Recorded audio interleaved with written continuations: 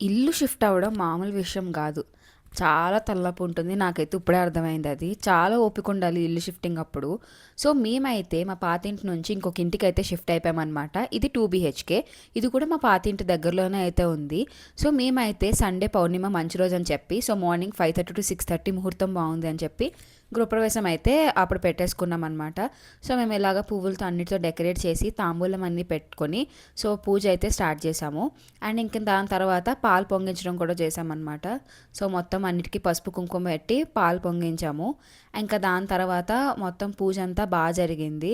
So, మా mummy వాళ్ళు కూడా షాక్ అయ్యారు మేము ఇంత చేసామనేసరికి.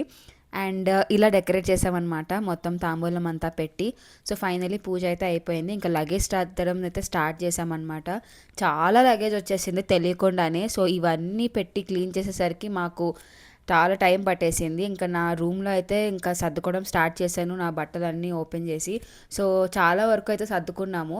సో, నెక్స్ట్ వీడియోస్‌లో ఇంకెలా సర్దుకున్నాం అన్నది చూపించేస్తాను.